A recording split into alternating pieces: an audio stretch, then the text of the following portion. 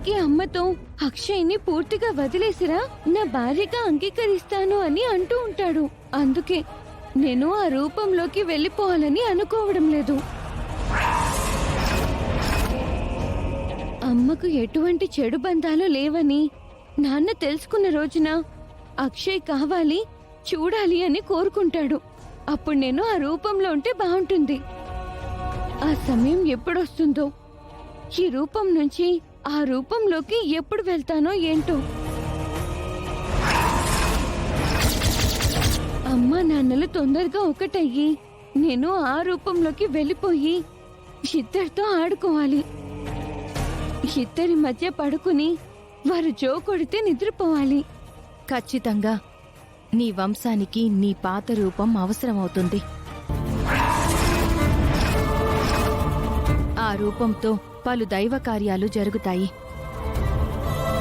అంతా మంచే జరుగుతుంది. సరే, ఇక నేను బయలుదేరతాను. ఇంటికి రా గౌరమ్మ. ఇబ్బంది పెట్టకమ్మా. రావాల్సిన సమయంలో మళ్ళీ వస్తాను. ఇంతకాలం తోడుగా ఉండి ఇప్పుడు దూరం అయిపోతావంటే బాధగా ఉంది. ఈ దూరాలు తాత్కాలికమే, శాశ్వతం కాదు. నువ్వు ధైర్యంగా ఉండు. నీ తల్లిని ధైర్యంగా ఉంచు. బయలుదేరతాను.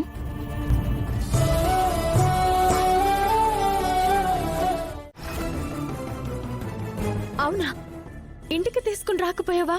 రమ్మని ఎంత బ్రతిమలాడినా రానంది. తన వాళ్ళ దగ్గరికి వెళ్ళిపోవాలని మన దగ్గర అంటుండేది కదా. ఇందాక కూడా ఆ విధంగానే చెప్పి బయలుదేరింది. తన వారు ఎవరై ఉంటారో తెలుసుకుందామని గౌరమ్మకు తెలియకుండా ఫాలో అయ్యాను. ఎక్కడికో వెళ్తుందనుకుంటే గుడిలోకి వెళ్ళింది.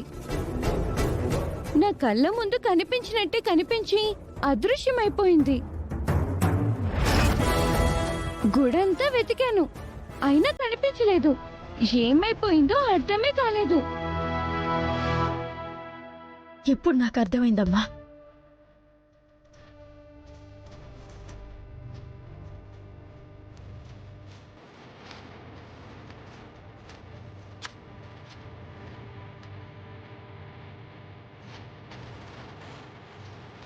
ఇందాక స్టేషన్ నుంచి కానిస్టేబుల్ వచ్చి గౌరమ్మ గురించి చెప్పి వెళ్ళాడు. నీ కళ్ళ ముందు నుంచి అదృశ్యమైనట్టే స్టేషన్ నుంచి కూడా అదృశ్యమైందంట. భవానీ మాలను ధరించిన ఆ కానిస్టేబులే అందుకు ప్రత్యక్ష సాక్షి. గౌరమ్మ వెళ్ళిపోయిన తర్వాత తను నిలబడిన స్థలంలో ఈ పసుపు కుంకుమలు దొరికాయంట. గౌరమ్మ చాలా మహిమగలది అని చెప్పాడు. దీనిని బట్టి చూస్తుంటే పరమ భక్తురాలైన గౌరమ్మ రూపంలో దేవతే మన ఇంట్లో ఉండి వెళ్ళిపోయిందని అనిపిస్తుంది. రూమ్ అంతా చీకటిగా ఉందేంటి?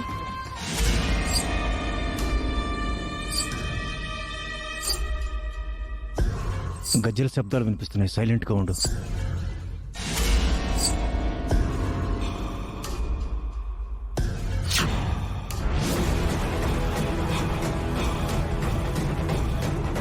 ఇదేంటండి, మాయ అటువంటి బట్టల్లో వచ్చింది, మంత్రగత్తెలు వేసుకున్నట్టు. మాట్లాడుకో, ఏం జరుగుతుందో చూద్దాం. చెప్పు మాయా. అవని ఇంట్లో ఉన్నటువంటి అర్చన గురించి మీతో మాట్లాడాలి స్వామి. చెప్పు. ఇంతకాలం మనం అక్షయ వేరు అర్చన వేరు అని అనుకున్నాం. ఇద్దరు ఒకటే అని ఈరోజు నాకు తెలిసింది. నిజమా? దారిలో ఆ అర్చన గౌరీలు మాట్లాడుకుంటుంటే విన్నాను. ఆ గౌరీ కూడా సామాన్యమైనది కాదు. నేను ఎంతో కష్టపడి అరెస్ట్ చేయించి స్టేషన్కి పంపిస్తే బయటికొచ్చేసింది. ఎందుకు మనకి కాలం కలిసి రావడం లేదు? దెబ్బ మీద దెబ్బ తగులుతుంది. అల్లాడిపోతున్నాను స్వామి. ఆ అర్చనను వేదవతి ముందు నిలబెడతాను. ఆ రూపంలోకి ఎలా వెళ్ళగలిగిందో అందరి ముందు నిరూపిస్తాను. దాని సంగతి చూస్తాను. తొందరపడకు మాయా. ఎవరి వలనైతే మనకు చెడు జరుగుతుందో ఇప్పుడు వారినే ఉపయోగించుకొని మనకు మంచి జరిగేలా చేసుకోవాలి. ఆవేశం అనర్థానికి మూలం, మనశ్శాంతికి భంగం. నా సూచనలు పాటించు. శత్రువుని తెలివిగా తరిమికొట్టు. ఏం చేయమంటారు?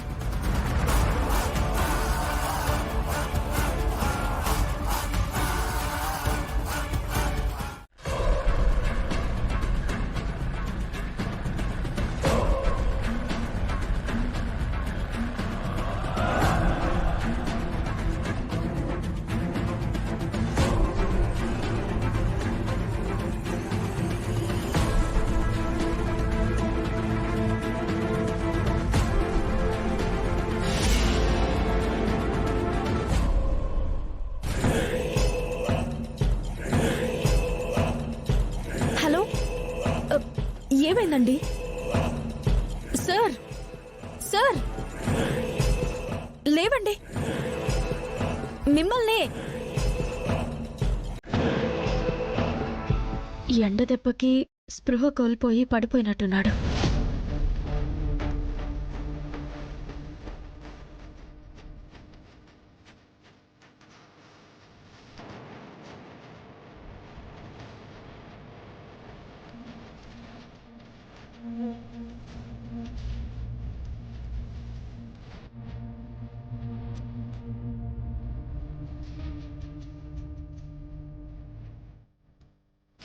సార్, లేవండి.